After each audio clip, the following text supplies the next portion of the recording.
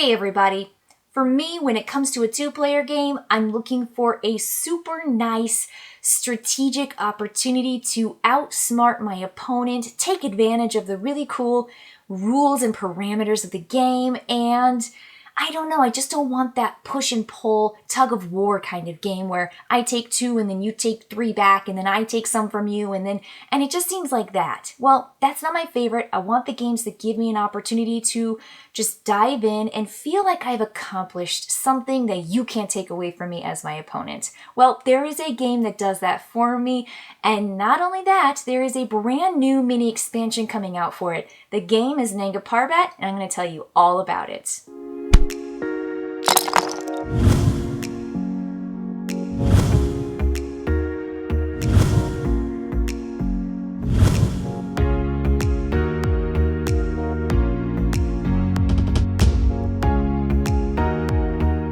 Now, I have to say that one of my favorite things about Nanga Parbat is that players just get a whole lot of fun stuff. So there are 2 player colors, and inside of those colors you've got cubes, hikers or little meeples, and then you've got these cutie tents. And so there's all these different little wooden bits that are your player bits. Every player gets their own board. Then there is a central board that lays out that's twice the size of every player's individual board. And then there are the animals. These animals are so cute. They are color-coded and they are shaped differently. And it genuinely doesn't really matter. They could have just been like colored blocks or cubes, but they're cute animals. And I think that does make a difference. Like it just makes you feel like you're actually trapping an animal, which is the very first thing that players are going to do on their turn. They're going to look at the section where the guide is, and the guide is standing at one of 6 sections of the mountain. And that's where you get to have your action. So players are going to take one of the animals from the spaces inside of a section, and the sections are also in 6 different pieces that are numbered 1 to 6. And so when a player takes one of those animals and puts down one of their hikers in its place, that number where you took the animal is where you move the hiker for the next player. And it goes to that section of the mountain where they get to have an action in that section. So there are so many cool choices. The first one is, which animal do you want to trap? And you want to trap certain animals because you want to have a variety of animals to score. You want to have all the same kinds of animals to score, or you want to have animals that do certain bonus actions, because on your turn, you can take an animal that's in the top part of your board, aside from the 2 specialty animals, and you can move it down and say, I'm doing this action. And it gives you a super cool, unique action that you get to use on your turn that gives you the flexibility that you need, that gives you just the right strategy and opportunity to do what you want to do to best your opponent. It's just lovely. And then at the end of your turn, if you'd like to take up a collection of meeples in contiguous, like they're all touching each other in one way or another, you can take up a collection of them. Then that means you're putting down tents and you're making a camp. And that camp, based on the size, is going to give you fewer or more victory points. And you are vying for these victory points in the top left corner of the main board. And those points could be getting a variety of animal types, getting the same animal types, building a lot of, the tents, the camps. And so you are trying to get these before your opponent and to maybe set them up for getting a lesser outcome than what they hoped for, because you both were going for the same kind of number threshold, because only 1 cube can go in those objective spots. And of course, those objective spots are the way you get victory points. Now, another fantastic, lovely feature of the game is that if your scoring cube ever lands on your opponent's, you essentially skip over it and go to the next space. And so your score can never be tied with your opponent. And if you can time it just right, you're behind. You can not only do the whole, land on and go to the next space move, which is free. It's like getting an extra victory point. You can also take advantage of one of the animals that gives you points when you take him. The bonus is if you are behind your opponent on the score track, you're going to receive victory points just for taking that animal. So cool! So the animals are just stunning in the way that they each have their own little specialty, and you really want all of them, but you also have to surrender them when you turn them in for victory points when you're trying to go for that objective bonus where you collect the same or different types of animals. So the base game in and of itself is fun, dynamic, challenging, puzzly, beautiful, fun. I think I said fun again. I'm saying fun too many times, but it is. It's really fun. So there's something that the base game I've just incorporated and I don't ever not play without it, is kind of like the first mini expansion that came out for Nanga Parbat. They're called objective cards, and these objective cards show a section, one of the numbered sections inside of the 6 major sections of the mountain that you want to have either people, which are your meeple figures, or tents.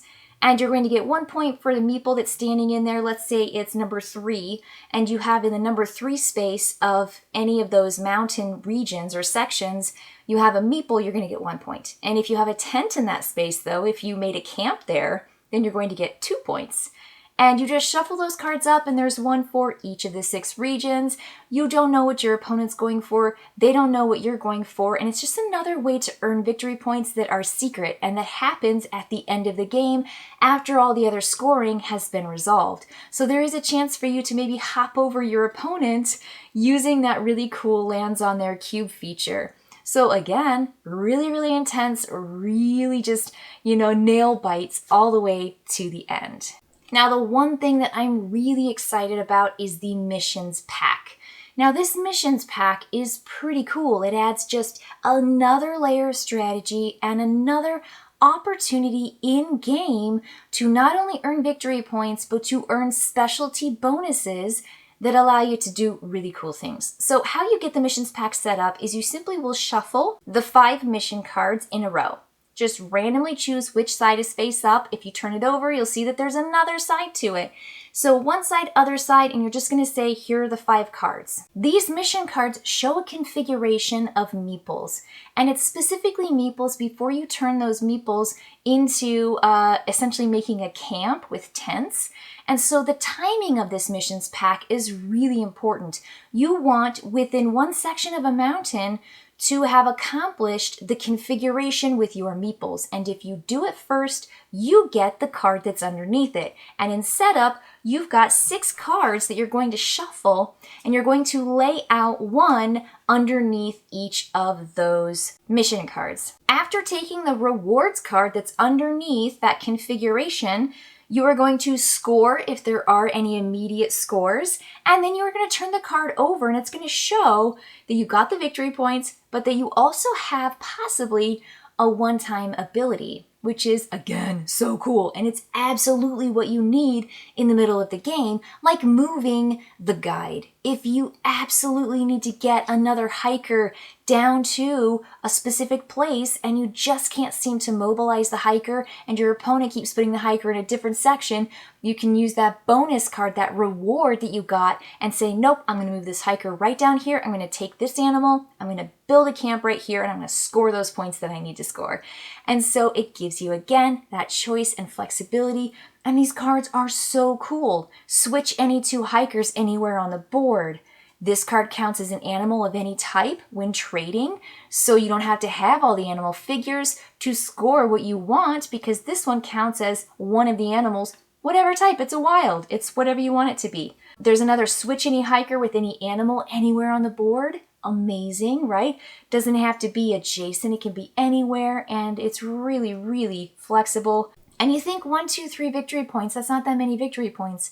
It can come down to that. You really do feel like this is that really close conflict of nabbing points and getting ahead and watching your opponent do something really cool and mobilize and use a special ability or an animal ability. And there's just some fun here. Now, this is a 30-minute game, and it does actually take 30 minutes. It's just so short, but it's so satisfying, and I love the missions pack. I mean, I can't tell you how much more strategy it adds to the game, and I think the game already works incredibly well.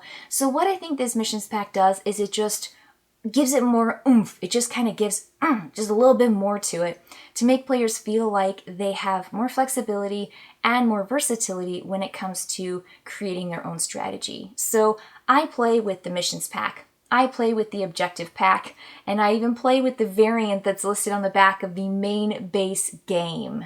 It essentially gives you points for having a lot of folks, which are your hikers and your camps, in the sections of the mountain. So you go through each of the 6 and you can earn 1 to 3 extra points per section of the mountain based on how populated it is by you as a player. Oh, it's so cool. So I think Nanga Parbat has so much to offer a 2-player game, an experience. It's fun, it's beautiful to play. I love the components and the bits and pieces. And now with the missions pack, I mean, it's just got even more juice to it. So I hope you enjoy checking out the missions pack, but also just Nanga Parbat as a game. As you probably know, I'm a big fan of Dr. Finn's games, and I honestly think this is one of my favorites of his 2-player games. I just might as well say it is my favorite. There are some other games that he's made that are for more players, but when it comes to 2, this is going to be the game that I nab and play with Lewis. All right, folks, thank you so much for staying tuned. I can't say enough great things about Nanga Parbat. I really like it, and it's so packable. All right, I will see you next time. Bye, folks.